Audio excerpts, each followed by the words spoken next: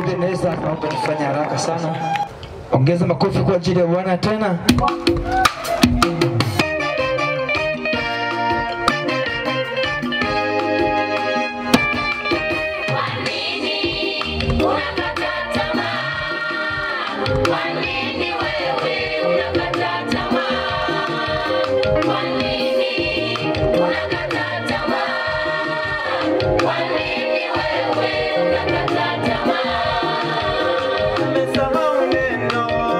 Alilosema Mungu ya kwamba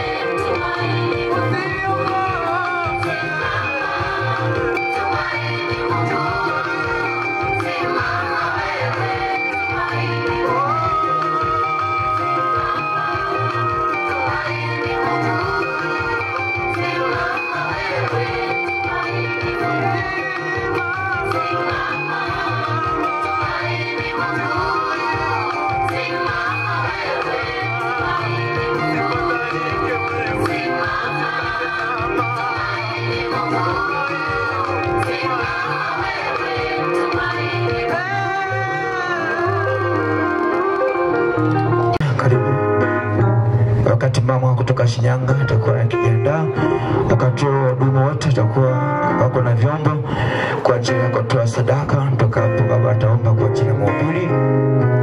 Kwa hiyo watu mashimanzi kwa ajili ya sadaka msikae mbali sana, wakati wa kutoa umekaribia. Amina, karibu sana na Mungu awabariki.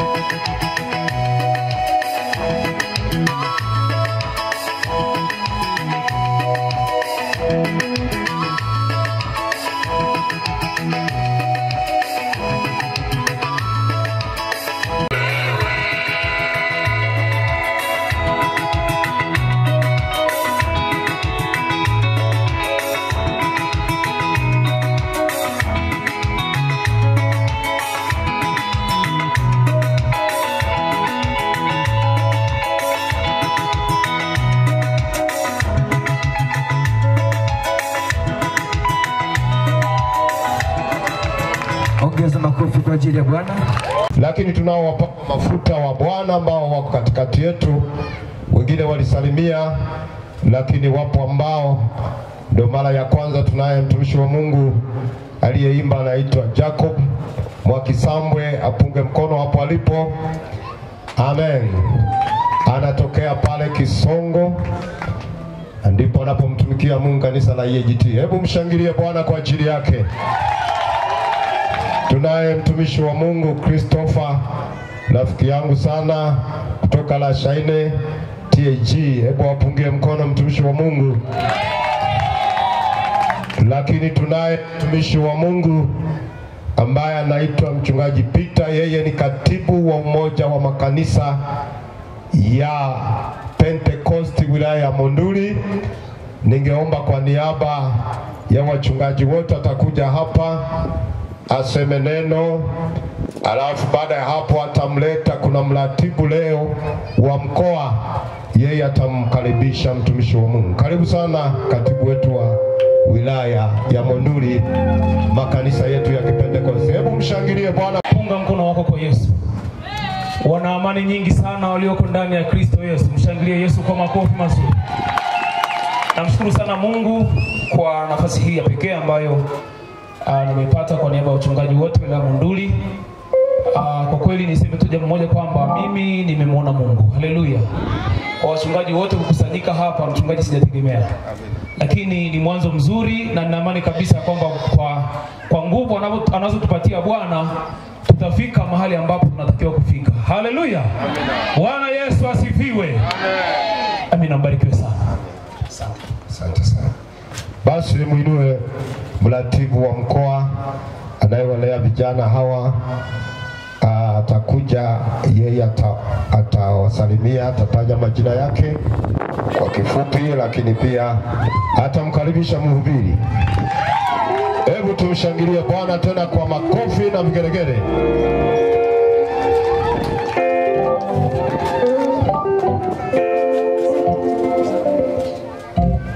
Haleluya. Haleluya. Hebu kama una amani mpungie Yesu makofi. Pigie Yesu makofi tena makubwa. Haleluya. Haleluya.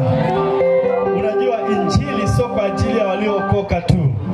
Mimi nasema injili ni kwa ajili ya revival pia katika kanisa. Amen. Tunapata uamsho mwingine, tunapata safari. Paulo anasema hakikisha tunafanywa upya siku kwa siku. Haleluya. Hatulegei, maana tunafanywa upya siku kwa siku. Maana kama injili haitahubiriwa, watu wanaweza wakalegea. Haleluya. Kwa hiyo Mungu awabariki sana mchungaji kwa kuwapokea vijana, na mtumishi wa Mungu pia Mungu akubariki sana. Aliponishirikisha akasema hapana, nitaenda. Japo hii imekuja kivyake. Haleluya. Kwa hiyo niwapongeze sana kanisa kwa kuwapokea, lakini tuko pamoja, tunawaombea. Amen. Naamini Mungu kuna jambo amelikusudia wiki hii katika viwanja hivi. Haleluya. Na litaenda, haitarudi bure. Neno lake likishatumwa lazima litachipusha kitu. Haleluya. Na mimi nafurahi kwa sababu yupo kwenye viwanja vya mpenda injili. Haleluya. Mungu awabariki sana. Tuombe, tusimame wakati huu nimkaribishe mtumishi wa Mungu. Wakati naomba atakuwa anafika. Baba, katika jina la Yesu, asante kwa ajili ya siku njema hii ya leo tarehe 18 ambaye haikuwahi kuwepo na haitakaa iwepo tena tangu kuwepo kwa misingi ya ulimwengu huu. Ninakushukuru Mungu ulioruhusu katika majira haya na kipindi hiki injili yako kuhubiriwa katika viwanja hivi. Yesu, najua ya kwamba kuna watakaopokea neno lako na watakao kupokea kwa mara ya kwanza katika viwanja hivi, lakini wako ambao Mungu katika viwanja hivi waliokuwa walirudi nyuma watakurudia tena Mungu kwa mara nyingine, lakini wapo tena wengine ambao Mungu wataenda kutiwa moyo, wataenda kupata revival katika viwanja hivi. Asante kwa sababu wote hao umewakusudia kuwepo mahali hapa siku ya leo. Neno lako linapohubiriwa na mtumishi wako, mtumie Mungu ukajidhihirishe, tukaone maajabu, tukaone miujiza na ishara kupitia neno litakalohubiriwa katika viwanja hivi siku ya leo. Ukajidhihirishe Mungu katika viwanja hivi. Mtumie mtumishi wako Bwana katika jina la Yesu Kristo aliye hai. Roho Mtakatifu ujuae mioyo yetu ukatamalaki sasa katika viwanja hivi. Ninamkabidhi mikononi mwako katika jina la Yesu. Ninanyamazisha kila hali ya usumbufu, kila kazi za shetani kwenye anga hili kwa jina la Yesu Kristo aliye hai. Katika jina la Yesu Kristo aliye hai. Asante kwa kuwa Roho Mtakatifu Yesu utatamalaki katika viwanja hivi. Ukaokoe Mungu, ukaponye Bwana, ukadhihirishe nguvu zako kupitia mtumishi wako katika jina la Yesu Kristo aliye hai. Amen. Mpigie Yesu makofi.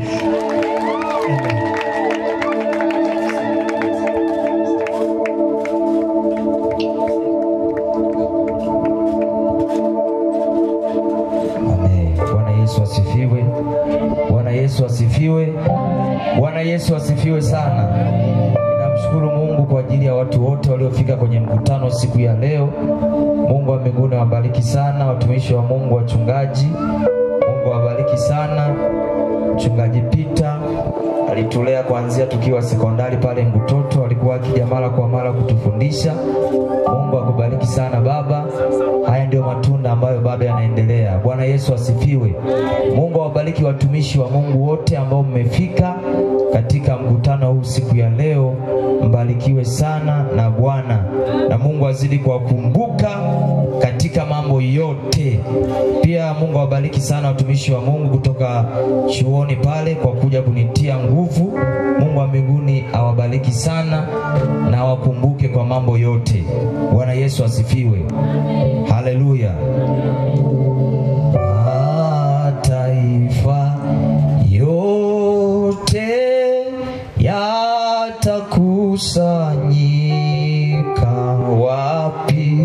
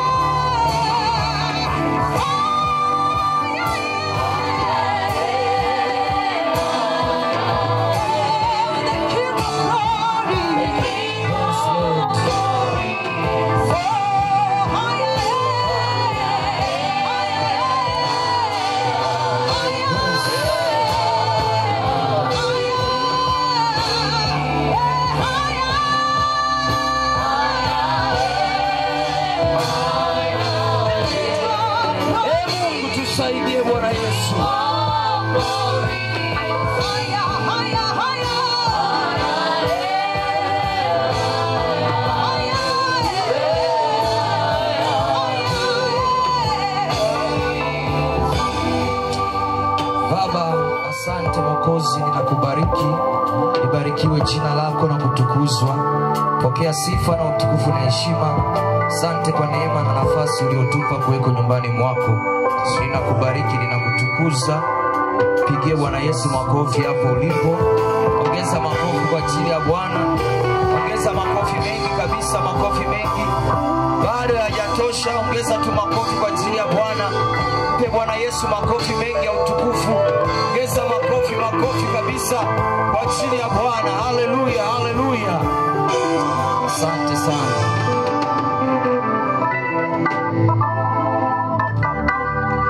Amen.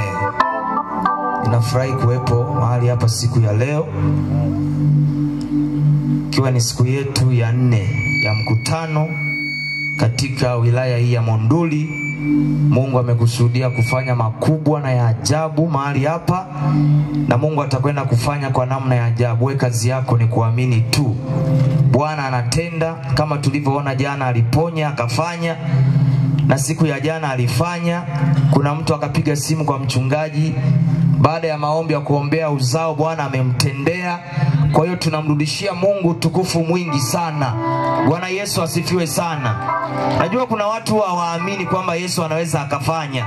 Hawaamini kabisa kwamba mwanaume huyu anaweza akatenda. Ndio maana siku ya kwanza tukafundishwa kwa habari ya mioyo. Yaani moyo wako kama bado haujafunguka, ni ngumu sana kupokea muujiza na uponyaji. Utasikia tu wenzako wamepona na kufunguliwa, lakini wewe bado utaendelea kuteseka kwa sababu moyo wako bado umefunga, haujakubali kuuachia. Bwana Yesu atusaidie sana. Kwa hiyo haya mambo ni kumwamini Mungu tu. Amen. Bwana Yesu asifiwe. Amini. Huyo mama utakuwa umefika kama upo Bwana alikutendea muujiza siku ya jana. Hebu nikuone, nyosha mkono wako. Njoo hapa ushuhudie kwa dakika chache. Hebu ongeza makofi kwa ajili ya Bwana. Mshangilie Bwana kwa makofi mengi kabisa. Makofi mengi mengi mengi mengi mengi mengi. Shuhuda zinajenga, hata usiamini uamini ya kwamba hatujaja kubahatisha, tumekuja kumdhibitisha huyu Yesu. Mike iko chini. Bwana Yesu asifiwe. Namshukuru Mungu, jana tulikuja kuondoa hapa mbele kwa ajili ya watoto wetu. Na kumbuka ni saa 2 hivi nimekaa, simu yangu ilikuwa pembeni, sikusikia sauti ya simu. Nilipoenda nikaangalia simu, tena mtoto wangu kanipigia simu. Kwenye simu yangu ilikuwa sina salio. Nikamtumia SMS naomba nipigie mwanangu. Akanipigia. Nikamwambia mama, hauna hata vocha? Nikamwambia sina. Akakata simu. Alipokata simu, nikakaa kidogo nikaona message. Ametumia shilingi 100, akaniambia mama, hii hapo ni yako ya vocha. Bwana Yesu asifiwe sana. Bwana Yesu asifiwe. Bwana Yesu asifiwe. Bwana Yesu asifiwe. Sema mama amewahi. Lakini mambo ni mengi sana. Wazazi wako wengi unakuta amemsomesha mtoto mpaka alipofika, hamtumii pesa, maisha ni magumu, yeye maisha yanaendelea vizuri huko alipo. Lakini mama jana akakutana na muujiza baada ya kuombea uzao. Mungu akamtendea mtoto kule kule alipo, akamtumia mama yake pesa. Hebu mshangilie Bwana Yesu kwa makofi mengi. Bwana Yesu asifiwe sana. Baba, ninakushukuru sana kwa ajili ya mama huyu. Asante kwa kufanya muujiza huo. Endelea kuonekana, endelea kusema na mtoto wake siku hata kwa siku, akafanya zaidi ya alivyofanya. Hata kwa wazazi wengine walioamini, Mungu kawatendee muujiza katika jina la Yesu. Amen. Bwana Yesu asifiwe. Yesu yupo mponyaji na leo anakwenda kuponya. Bwana Yesu asifiwe. Na leo anakwenda kuponya. Waliokuja hawawezi, wataondoka wanaweza. Waliokuja hawawezi kutembea, wataondoka wanatembea tena. Waliokuwa kuja wamepooza, wanaondoka wanainuka wakimshangilia huyu Yesu. Bwana Yesu asifiwe.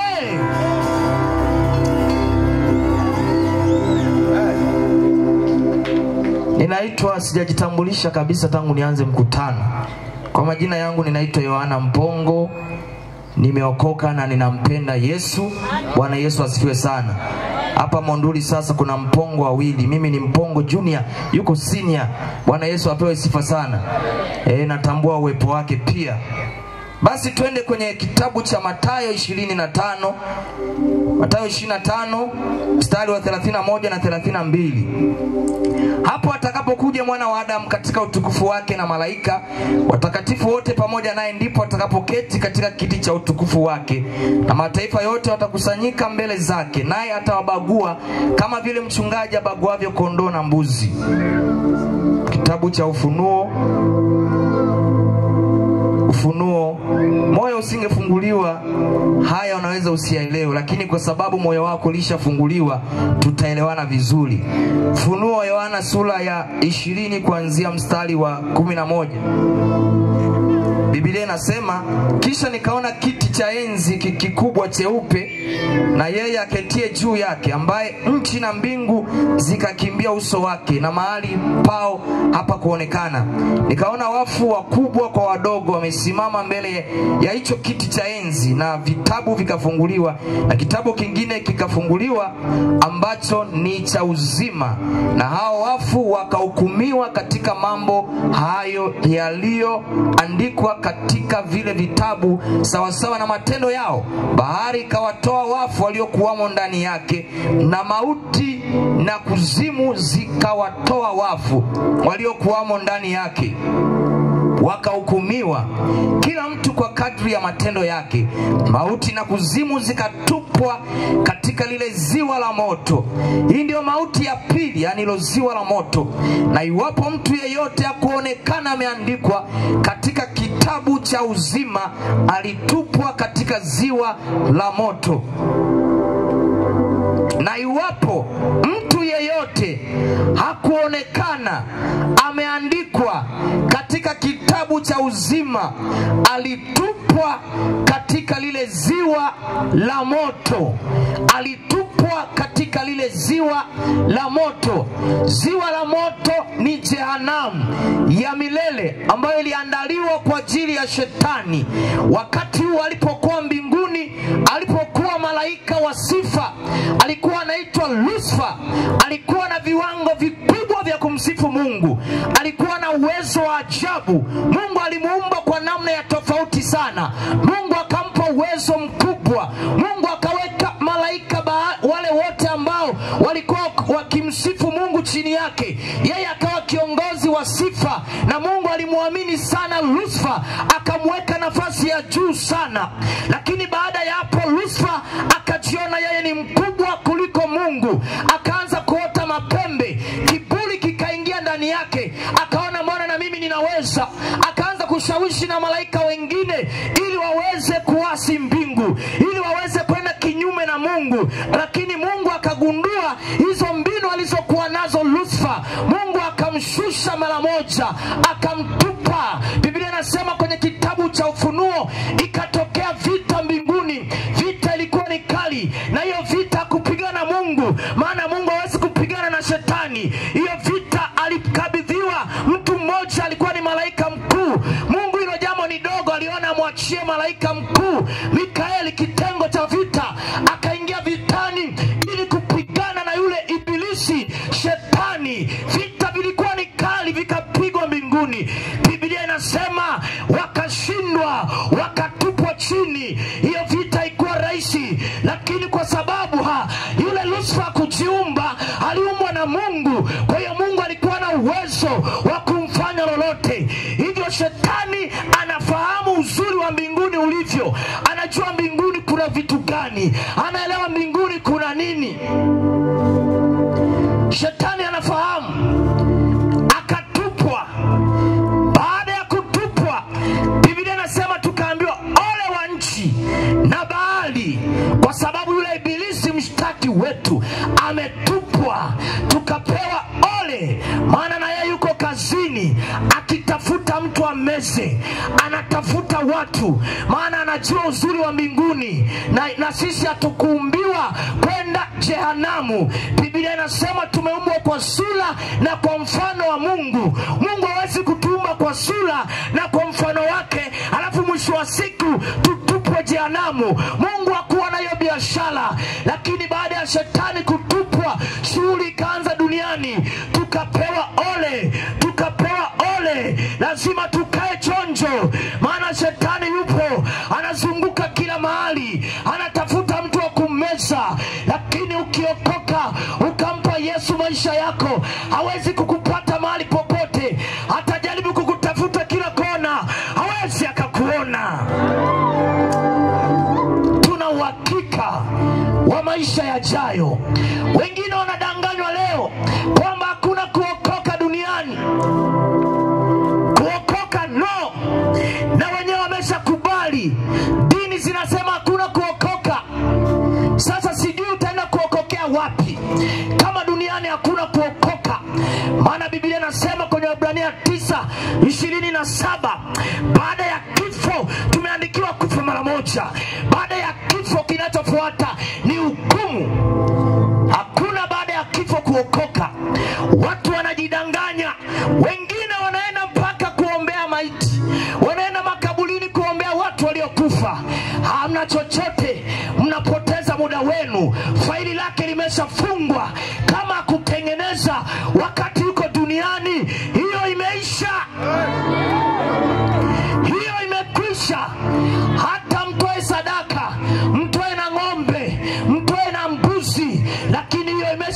maisha baada ya kifo. Kinachofuata ni hukumu. Inafuata hukumu, hakuna kuokoka tena. Msiwadanganye watu msiwadanganye. Turudi kwenye neno la Mungu. Neno la Mungu linasema nini?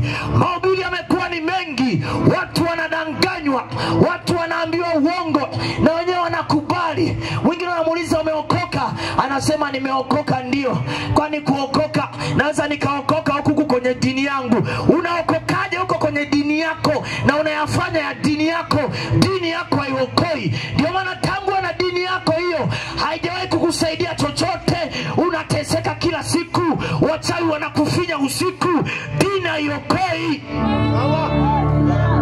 Sisi tunaokolewa kwa damu ya Yesu Kristo peke yake. Haleluya, haleluya. Ninanena habari njema, habari za ufalme wa Mungu. Mafundisho yamekuwa ni mengi, watu wanadanganywa, watu hawaambiwi ukweli, watu wanaambiwa uongo kila siku.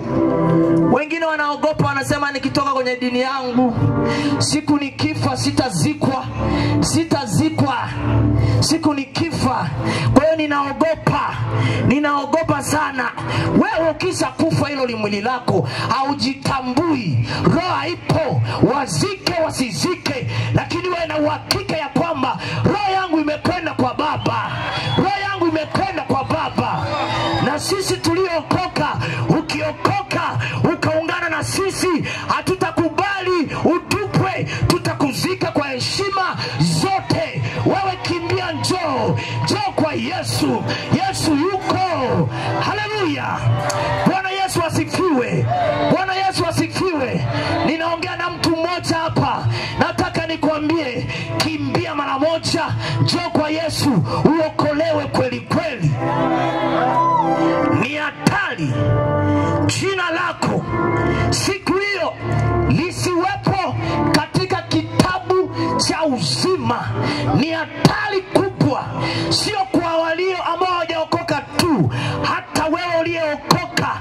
Ndio maana mtumishi amesema mkutano sio kwa ajili tu ya watu ambao hawajaokoka, watu wote ni kwa ajili yako. Ni kosa kubwa mno unakaa kanisani miaka yote, halafu siku hiyo jina lako likosekane. Mimi nikitafakari hili jambo, moyo wangu unabaki kulia, moyo wangu unaumia. Nitafanyaje utumishi siku zote? Ninahubiria watu njia ya kweli, halafu mimi niwe mtu wa kukataliwa. Unaweza ukawa ni mwimbaji, unaweza ukawa ni mhubiri, unaweza ukawa ni askofu, unaweza ukawa ni mchungaji. Lazima hili jambo nalo makini, usije ukahubiria watu halafu wewe ukawa mtu wa kukataliwa. Hili jambo ni la hatari. Hakikisha jina lako limeandikwa katika kitabu cha uzima. Biblia inasema nikawaona wafu wakubwa kwa wadogo wakisogea mbele ya kiti cha hukumu. Wakubwa kwa wadogo. Mwingine anaweza akajitetea mimi ni mtoto, lakini maadamu nalijua jema na baya, wafu wakubwa kwa wadogo wote watasimama mbele ya kiti cha hukumu. Na yule Mungu wetu ni mhukumu wa haki. Hakuna atakayetoa rushwa, hakuna atakayemuonga Mungu. Mungu wetu haongi kwa lolote, haongi Mungu. Ni mhukumu wa haki. Hata hukumu kwa haki, kila mtu utahukumiwa sawa sawa na ulioyafanya. Utahukumiwa kwa haki. Kila mtu ana faili lake. Kila mtu utahukumiwa sawa na ulichokifanya. Matendo yako yote yatawekwa hadharani. Ulikuwa unafanya kwa siri uonekani, mchungaji hakuoni, mzee wa kanisa hakuoni, wengi watu wote hawakuoni. Lakini Biblia inasema kwenye kitabu cha Mithali sura ya 15 mstari wa 3, macho ya Bwana yako kila mahali yakimchunguza mbaya na mwema. Hata uende kufanyia dhambi kuzimu, anasema huko nako nipo. Hata uende kufanyia gizani, huko nako nipo. Macho yake yako kila mahali, macho yake yako kila kona, yanakuangalia, yanakutazama. Huwezi kujificha. Watu wanafanya dhambi za sirini. Siku hiyo utafunuliwa. Ndipo utakapojuta. Kwa nini wakati niko duniani duniani sikutengeneza. Kwa nini? Watu wa Mungu, jehanamu ipo. Ipo, ni uhalisia. Jehanamu ipo. Wacha tukwambie ukweli, tukueleze. Jehanamu ipo. Ukisha kufa hata uombewe na nani. Mwingine anasema alikufa katika Bwana huyu. Wengine sasa hivi wanakufa watu wakubwa wenye vyeo serikalini.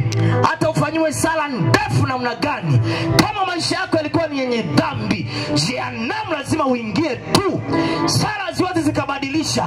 Hata uombewe maombi ya namna gani, hata walio wagalegale, haitasaidia chochote. Lakini wakati wa kutengeneza ni wakati ukiwa duniani, ukiwa hai. Kwa maana Biblia inasema saa ya wokovu ni sasa. Saa ya wokovu ndio hii. Tengeneza maisha yako. Wengine wanawakodisha wachungaji, wanaenda wanakuambia msifie huyu, msifie huyu. Wanaenda siku hizi mpaka mlevi akifa watu wanavaa ma-t-shirt yameandikwa imani nimelinda, vita nimeipiga. Wacha uongo wewe. Vita gani hiyo? Ni ulevi.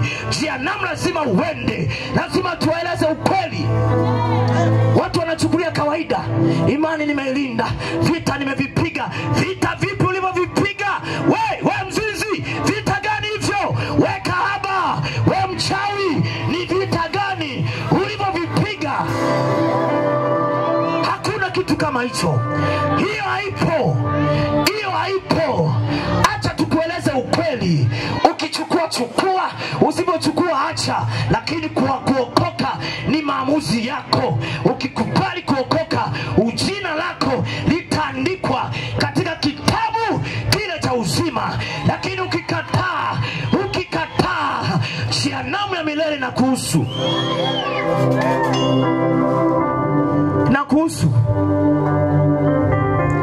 Itakufaidia nini? Upate magari, upate majumba, uwe na kazi nzuri, halafu nafsi yako isimuone Bwana. Itakufaidia nini? Itakufaidia nini? Itakusaidia nini? Mpaka sasa hivi Mungu amekuacha uko hai, bado tu haushtuki.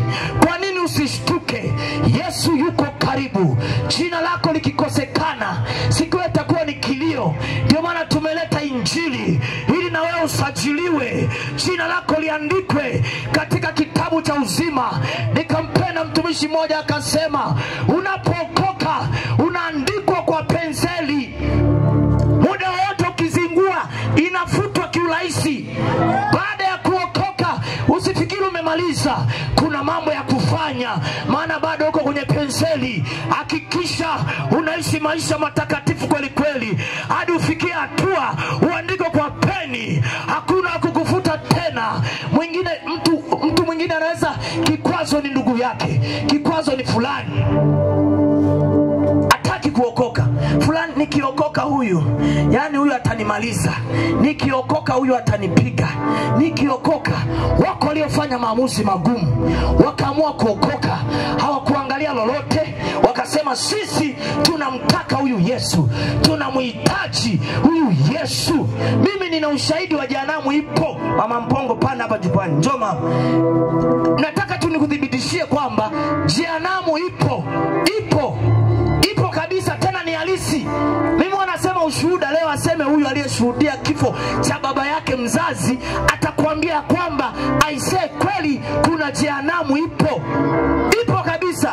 Usifikiri tunaigiza au tunaongea ukweli. Huyu mama aliniambia, mwanangu, jehanamu ipo. Nimeshuhudia kwa baba yangu mzazi. Nimejidhibitishia. Watu wakihubiriwa wataki kuelewa. Mama twende. Bwana Yesu asiwe. Haleluya. Sija kuandaa lakini nisamee, twende kazi. Nakumbuka miaka imepita mingi kidogo, babangu mzazi alikuja kututembelea Shinyanga. Yohana akiwa bado anasoma shule ya msingi. Bwana Yesu apewe sifa. Basi kila kukicha Yohana akawa anamshuhudia babu yake, babu okoka, babu mpe Yesu maisha. Babangu mimi alikuwa ni Muislamu. Hata mimi unayeniona hapa nimetoka huko, lakini Bwana Yesu akaniokoa. Basi akawa anamshuhudia kila leo. Mwishoe akasema na mimi nina dini yangu, muniache. Lakini Yohana akukata tamaa. Kila kukicha anamwambia babu okoka, babu mpe Yesu maisha. Mzee akakataa. Kitokeo cha hapo akasema naombeni nauli nirudi nyumbani, kwa sababu familia hii kila kukicha ni Yesu Yesu, kila kukicha ni Yesu Yesu. Nimechoka, msiponipa nauli nitaondoka, nitarudi kwa miguu. Kutoka Shinyanga mpaka Singida atembee kwa miguu. Basi tukaona kwamba basi tukamtuliza, tukamwambia haina shida baba, tulia, tuandae nauli, utapelekwa na mjukuu. Akawa amepelekwa nyumbani. Kitokeo cha hapo, alipofika nyumbani akumaliza hata mwezi akaanza kuugua. Wakatupigia simu kwamba mzee anaumwa. Basi mimi nikaondoka kwenda. Nilikuwa na dadangu na ndugu wengine, akalazwa hospitali. Baadaye wakatuambia kwamba mrudisheni nyumbani, mjiandae kumpeleka hospitali nyingine ya rufaa. Tukamrudisha nyumbani. Tulipomrudisha nyumbani hali yake ikaendelea kuwa mbaya. Kwa sababu mimi ni baba yangu na wengine na ndugu wengine tukawa karibu naye. Basi nikawa namsemea maneno ya Mungu kwamba baba mpe Yesu maisha. Mzee akakubali. Naomba usikilize kwa makini. Mzee akakubali kwamba nikuongoze sala ya toba. Akasema sawa. Nikamuongoza mzee sala ya toba. Lakini kumbuka alikuwa katika hali ngumu ya kuumwa. Nilikuja nikajifunza kitu baadaye ambako ndiko naelekea kuzungumza. Baadaye baba imefika sasa wakati wa kuondoka duniani. Kuna mtoto wake wa kiume alikufa kwa kifo kibaya.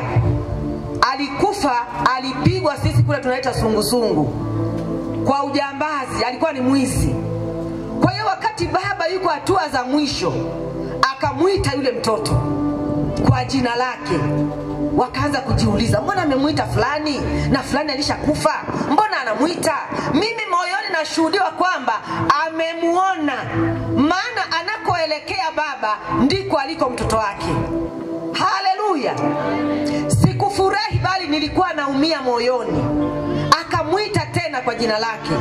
Ndugu na wengine wakawa wanajiuliza, mbona anamuita jina huyu mwanae ambaye alishakucha kufariki?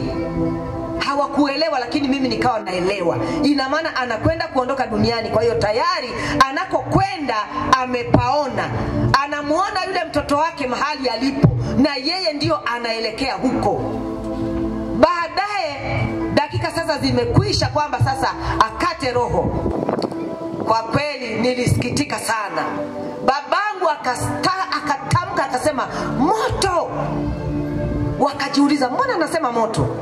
Mimi tayari hapo najua tu kwamba moja kwa moja ameona jehanamu ya moto, maana ndiko anakoelekea. Akarudia tena moto. Babangu akanyamaza. Watu wakaanza kujiuliza, ndugu wengine, kwa nini anasema moto? Mimi nikajua kabisa kwamba alikoenda babangu ameenda kwenye moto wa milele, maana alikataa kuhubiriwa, alikataa wokovu alipokuwa mzima. Nikajiuliza swali jingine, mbona nilimuongoza sala ya toba? Bwana Yesu apewe sifa sana. Mbona nilimuongoza sala ya toba babangu na akakubali? Nikajua kumbe Mungu naye hataki kilichochoka. Umehubiriwa injili ukiwa mzima, lakini unakataa. Kwa hiyo nikajua moja kwa moja kwamba baba alikuwa amekubali tu kwa sababu alikuwa mahututi. Akaona akubali. Kwa hiyo ina maana hata angeweza kupona pale, angeendelea na dini yake. Haleluya, wana wa Mungu. Kwa hiyo kama alivyosema mtumishi wa Mungu, jehanamu ipo. Kubali kuokoka leo, kubali kubadilika. Bwana Yesu asiwe. Mbarikiwe na Bwana. Asante. Samani. Nilipiga simu kwa Yohana, nikamwambia na kwa watoto wangu wengine, nikasema wanangu, simameni kwa Mungu. Jehanamu ipo. Kifo alichokufa babu yenu ni moja kwa moja ameenda jehanamu. Kwa hiyo mjue kabisa jehanamu ipo. Mbingu ipo na jehanamu ipo. Kwa hiyo simameni kwa Bwana, ili siku moja tumlaki Bwana mawinguni. Bwana Yesu apewe sifa. Amen. Asante sana. Bwana Yesu asifiwe. Naamini umesikia huo ushuhuda na umesikiliza kwa makini sana. Kitu kingine cha kujifunza, tunarudi siku tulivyofundishwa kwa habari ya moyo. Biblia inasema kwamba kwa kinywa mtu anakiri, lakini kwa moyo mtu anaamini. Moyo, mtu anaweza akakiri tu hivi kwa kinywa ili akuridhishe, lakini moyoni hajaamini, bado anaendelea kuimba kile kitu anachokiamini. Usitishwe kwamba huyo amekufa vizuri, tulimuongoza na sala ya toba. Sio wote wanaokwenda. Mtu akiwa kwenye hatari hata umwambie chochote anakifanya, lakini unakuta akitoka hapo anarudi kwenye ulevi, anarudi kwenye uzinzi vile vile, maana yuko kwenye hatari. Ni heri una uzima leo hii ukasema na mimi ninamhitaji huyu Yesu, si niwe ninaumwa au paka niwe nimechoka. Hapana, masaa ya kuokoka yako leo hii. Uamuzi uko mikononi mwako mwenyewe. Ninamhitaji huyu Yesu. Kila nikiwaza, nikitafakari, moyo wangu unauma. Hata nilipofika kwenye msiba wa babu yangu, mimi sikuwa ninalia kwa sababu babu yangu amekufa. Mimi kitu kilichokuwa kinaniumiza, babu yangu amekwenda wapi? Amekwenda wapi? Watu wa Mungu, jehanamu ipo, moto wa milele upo. Tengeneza maisha yako leo. Usilizike na mambo ya duniani hayo nayo. Watu wengine wamebeba watu milioni mwao, mtu hataki kusamehe. Ndio maana kila siku unahangaika na tatizo lilo nalo. Umewabeba watu moyoni mwako. Kila siku unaenda kuombewa kila mahali. Unakwenda kuombewa sehemu tofauti tofauti, lakini moyoni umebeba watu wengi. Unatembea nao kila mahali. Wachungaji wanakuwekea mikono uponi. Kwa sababu gani? Kuna kutokusamehe ndani yako. Umewabeba watu miaka, hautaki kuachilia. Yuko mtu hapa hataki kusamehe hata kama umefanyiwa jambo baya. Biblia inasema wanafunzi wakamfuata Yesu. Hivi Yesu, mtu anikosea mara ngapi ndipo nimsamehe? Yesu akamwambia 7 mara 70. Lakini leo hii wewe mtu kakukosea mara ya kwanza, kakukosea mara ya pili, lakini bado umeendelea kumbeba, hautaki kumwachia. Ugonjwa ulionao wa moyo ni kwa sababu umebeba watu. Ugonjwa ulionao wa pressure kwa sababu umebeba watu. Hilo tatizo ulilonalo umebeba watu. Achilia watu, samehe watu uliowabeba. Usiendelee kuwabeba watu. Ndio maana utoki kwenye shida ulionayo. Ndio maana utoki kwenye tatizo ulilonalo. Mama moja nikatoa shuhuda siku moja kanisani. Huyu mama alienda akamfuata katibu wetu mkuu wa kanisa la EGT, Askofu Mwizarubi. Akamfuata ule mama, akamwambia, baba nina shida. Nimeombewa na watumishi wa Mungu wakubwa. Nimeombewa na Bonke, nimeombewa na Moses Kulola, sijapona. Askofu Mwizarubi akamwambia yule mama, mama mbona hao wote ni wakubwa zangu? Imekuaje hujapona? Chanzo cha tatizo lako ni nini? Yule mama akaanza kulia. Askofu akamuuliza, unalia nini? Alikuwa pamoja na mke wake. Unalia nini mama? Akamwambia, chanzo cha tatizo lako ni nini? Yule mama akaanza kulia.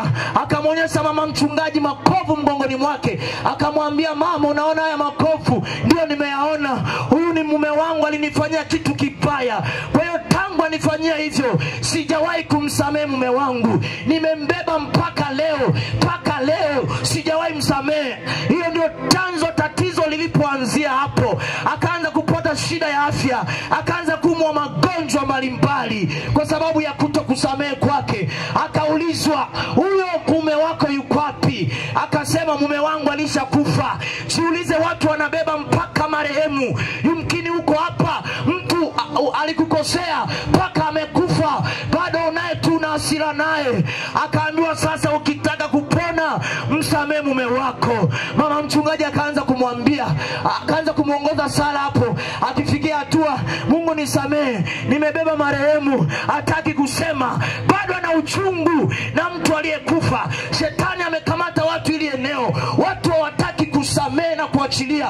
Watu wamewabeba watu milioni mwao. Hiyo shida ulionayo, tunaweza tukaomba kila siku, lakini kutokusamehe kwako. Kuna mtu mmoja hapa anaenda kupona jioni ya leo, ana shida ya kutokusamehe. Nataka nikwambia kwamba ukitaka upone hiyo pressure ulionayo, achilia huyo mtu kwa jina la Yesu aliye hai, ndipo utakapopona. Simama kwa miguu yako. Simama kwa miguu yako. Alipomsamehe akaanguka. Alipoinuka yule mama, tatizo limeondoka. Kutokusamehe kusamehe. Ugonjwa anatembea nao kila mahali. Mwingine anasema moyoni mwake, mtumishi ujui tu, huyu mtu alichonifanyia ni kikubwa, hastahili kusamehewa, hastahili. Bado umeendelea kumshikilia tu.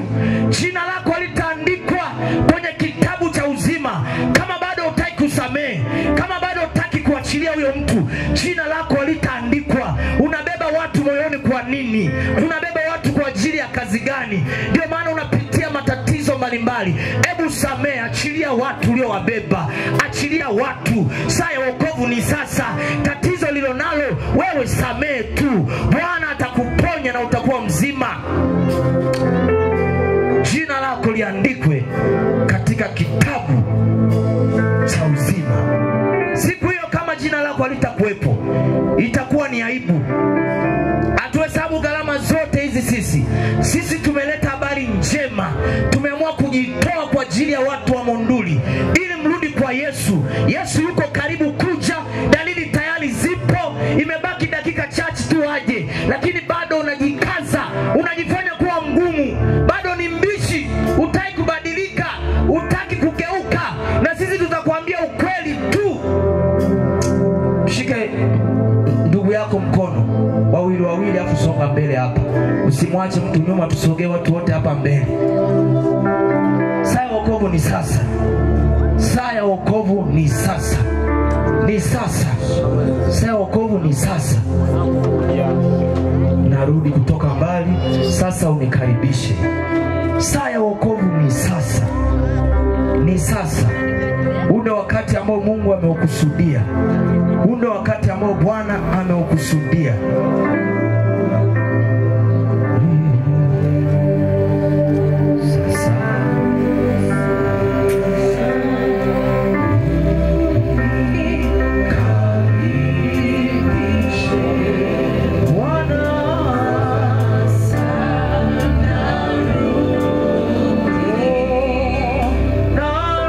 Wachungaji tunaanza kufanya jukwani huku. Wachungaji karibuni huku juu. Narudi kweli. Soka mbali. Soka mbali. Sasa Bwana. Sasa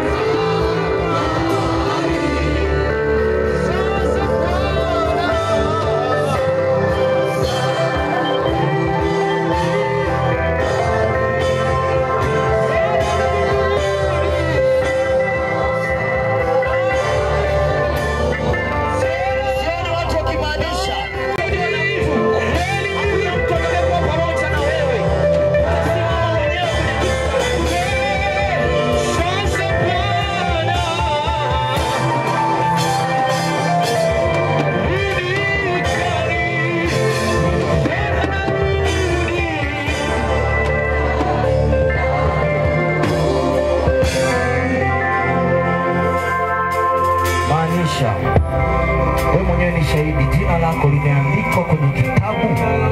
Kila mtu ni shahidi wa maisha yake. Kila mtu ni shahidi kabisa wa maisha yake mwenyewe. Anaelewa kabisa. Ni shahidi wa maisha yake. Jina lake halijaandikwa kwenye kitabu. Kila mtu anashuhudiwa ndani. Watu tunajikaza, lakini unajikaza kwenye hamna. Yaani unajua kabisa mimi hapa siendi mahali popote. Nimebeba watu moyoni, sitaki kusamehe. Hii injili ni ya wote. Wewe umeokoka, wewe haujaokoka, inakuhusu. Funika macho, maanisha huu ni wakati ambao ni sahihi sana kwenye maisha yako. Ni wakati wa kufanya maamuzi sahihi. Ni wakati wa kuamua wewe mwenyewe binafsi. Mungu hakuna dhambi ambazo hasamehi. Dhambi zote anasamehe. Dhambi zote anasamehe. Na unakuwa huru kabisa, mbali na kuonewa. Wewe mwenyewe ni shahidi wa maisha yako.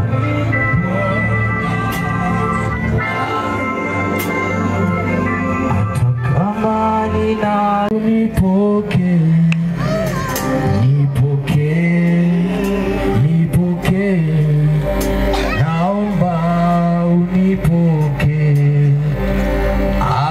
kama nina dhambi, naomba unipoke. Hata kama nina dhambi, naomba unipoke. Nipoke, naomba unipoke.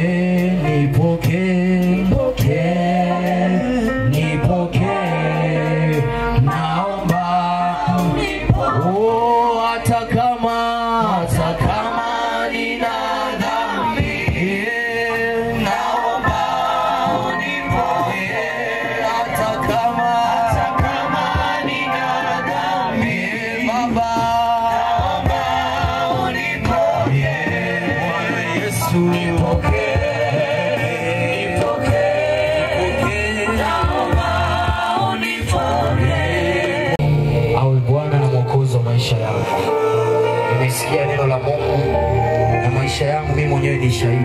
Sina uhakika wa jina langu kama lipo kwenye kitabu cha uzima. Sina hakika. Wewe mwenyewe ni shahidi wa maisha yako. Hauna uhakika kama jina lako limeandikwa kwenye kitabu cha uzima. Wewe ni shahidi wa maisha yako. Mimi sijui maisha yako. Wewe ndio shahidi wa maisha yako mwenyewe. Kama upo, unaweza ukanyosha mkono wako hapo hapo ulipo. Unasema leo natamani kumpokea huyu Yesu ili awe Bwana na Mwokozi wa maisha yangu.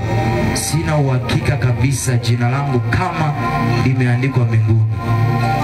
Kama una uhakika kwamba hata Bwana Yesu akusajili upya kabisa, jina lako hata kama lilifutwa litaandikwa tena kwenye kitabu cha uzima na utakuwa mpya kabisa. Dhambi zote zitaondoka. Mungu ataanza moja na wewe. Sogea tu. Hayo ni maisha yako. Usimwangalie mtu. Wewe sogea tu mbele mwenyewe. Sogea tu mbele. Wewe ni shahidi wa maisha yako. Usijikaze wala usijilazimishe. Wewe ni shahidi kabisa mwenyewe wa maisha yako. Hautaki kusamehe, umembeba mtu moyoni mwako. Huu ni mwezi. Hutaki kumwachilia, unaye tu kila mahali. Ndio maana mambo mengi unayapitia kwa sababu bado moyoni mwako umebeba watu. Hautaki kusamehe na kuachilia. Hata kama umekufanyia kitu gani kibaya, lakini bado tu wewe sogea tu. Mwingine anahangaika sana hapa. Hata kupata watoto imekuwa changamoto. Ujana wako uliutumia kutoa mimba sana. Lakini bado sasa hivi unahangaika, unajutia maisha yako. Leo Yesu anasema anataka kusamehe. Hata kama una dhambi namna gani, yuko tayari kukusamehe. Yuko tayari. Atakusamehe kabisa, utakuwa mpya na utaanza moja na yeye. Basi mchungaji Albert Sindondo, naomba uongoze sala ya toba na watumishi wa Mungu waliopita mbele ya madhabahu hii. Hii ni saa muhimu sana ya kufanya upatanisho na wapendwa waliopita hapa mbele. Neno hili ni neno zito. Nifikirie kwa kina, ni maisha yako ya baadaye. Kabla sijaongoza sala ya toba, wapo ambao wako hapa wanatakiwa kutubu. Nashuhudiwa kabisa moyoni. Wapo ambao wanatakiwa kutengeneza. Yesu yupo hapa. Endelea kufunika macho yako. Endelea kufunika macho yako. Funika macho wakati huu tunaongoza, tunatoa nafasi ya mwisho. Wewe ambaye uko tayari kama mhubiri alivyosema mtumishi wa Mungu, usirudi na mzigo nyumbani. Ni saa yako hii. Ni saa yako hii. Sogea mbele. Basi naomba turudie sala hii ya toba. Hii ni sala ya kupatanisha wewe na Mungu. Utakuwa unasema nyuma yangu. Sema, e Bwana Yesu. Sema kwa sauti kumwaibisha shetani. Sema, e Bwana Yesu, nimelisikia neno lako. Kwa lugha ya kueleweka nimeelewa. Na mimi niko tayari sasa. Nimefungua moyo wangu. Naomba Bwana Yesu unisamehe. Maovu yangu ni mengi niliyoyatenda. Ni kwa huruma zako tu mpaka leo naishi. Maana nimekuhuzunisha. Nimefanya dhambi za siri. Nimefanya dhambi ambazo hazifai hata kueleza mbele ya umati huu. Lakini wewe umesema dhambi zenu zijapokuwa nyekundu kama bendera, nitazisafisha. Zitakuwa nyeupe kama theluji. Baba, naomba unisamehe. Natubu kwa unyenyekevu mkubwa. Liandike jina langu kwenye kitabu cha uzima. Kuanzia leo namkataa shetani na mambo yake yote. Kuanzia leo shetani sikutaki. Wewe sio baba yangu. Wewe sio baba yangu. Ninaye baba. Baba amenisamehe. Baba amenikubali. Baba, asante kwa kunirehemu. Asante Yesu. Baba Mungu, umesema mwenyewe kila ajaye kwako hautamtupa nje. Haya ni majira ya baraka katika mji wa Monduli. Watu wako wameisogelea madhabahu na wamekiri kwa vinywa vyao, nawe Mungu umekubali kuwapokea. Asante Yesu. Asante Yesu. Ashe Yesu. Tunakushukuru sana.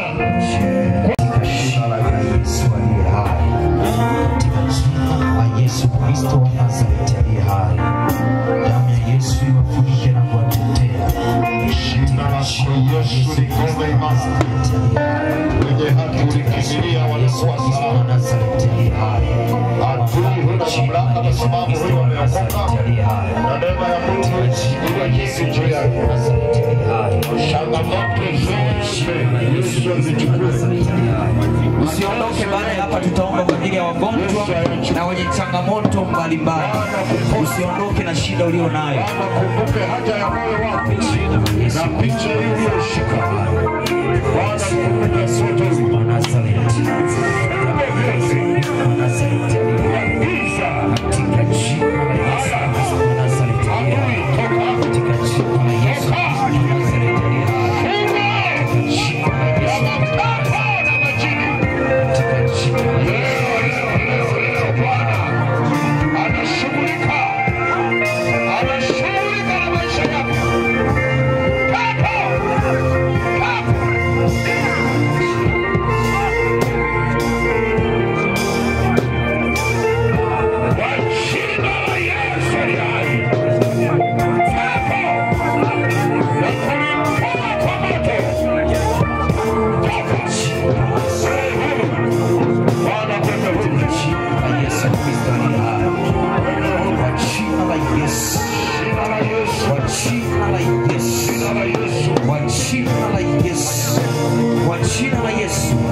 Naomba rehema zako e Bwana juu yake.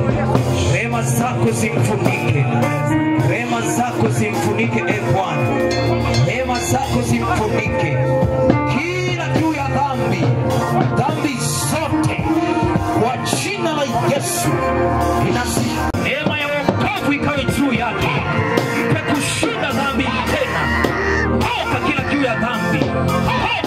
kutenda dhambi kwa jina la Yesu, kwa jina la Yesu aliye hai. Toka shetani, roho zote zinazomwendesha kutenda dhambi inaziamuru kwa mamlaka ya jina la Yesu aliye hai. Tukae mbele, tukae mstari wa hapa wote.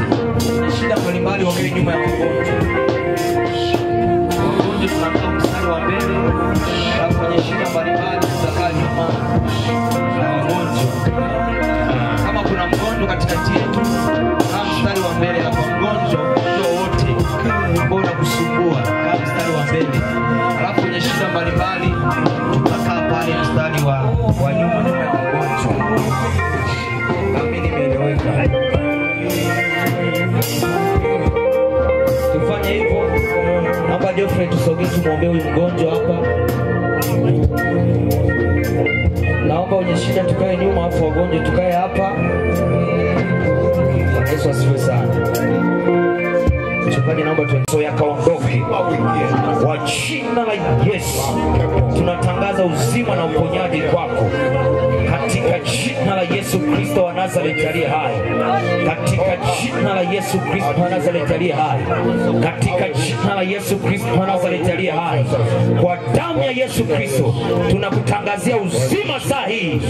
Hiyo mauti haipo, tunatangaza uzima kwa jina la Yesu, kwa jina la Yesu aliye hai, kwa jina la Yesu. Kila roho zote, ewe mateso, kila udhaifu, toka ndani yake, toka ndani yake, toka ndani yake, toka ndani yake, kwa jina la Yesu aliye hai, kwa jina la Yesu, kwa damu ya Yesu aliye hai. Tunaachilia uponyaji ndani yako kwa jina la Yesu.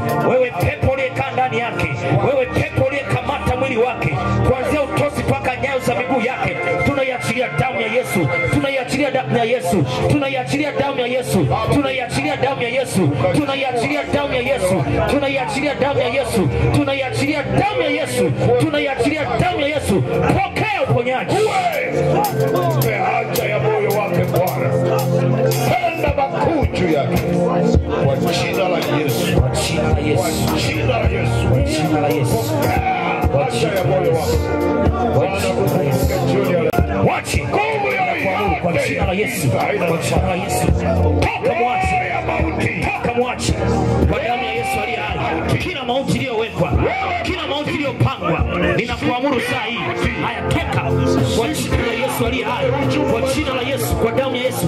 Wewe mauti, wewe mauti, tunaachilia moto, moto, moto wa Yesu, moto wa Yesu, moto wa Yesu, moto wa Yesu, kwa jina la Yesu aliye hai, katika jina la Yesu Kristo wa Nazareti aliye hai. Toka kwa jina la Yesu, tunaachilia moto, moto, moto, moto, moto kwa jina la Yesu, moto kwa jina la Yesu, moto kwa jina la Yesu.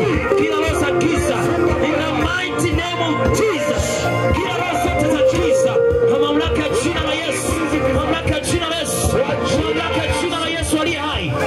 Out! Kila roho zote, haya mwache, mwache, mwache, mwache kwa jina la Yesu, kwa jina la Yesu, kwa damu ya Yesu aliye hai, kwa jina la Yesu. Tunakurejesha, tunakurejesha saa hii kwa jina la Yesu aliye hai. Mighty name of Jesus, kwa jina la Yesu. Pokea uponyaji, pokea uponyaji saa hii. Moto wa Yesu, damu ya Yesu, damu ya Yesu, damu ya Yesu, damu ya Yesu, damu ya Yesu, damu ya Yesu. Tunaachilia moto, haya moto, moto, moto. Ila jina la Yesu, jina la Yesu aliye hai. Tunaachilia damu ya Yesu, tunaiachilia damu ya Yesu, tunaiachilia damu ya Yesu. Pokea uponyaji wako saa hii, pokea uponyaji saa hii katika jina la Yesu.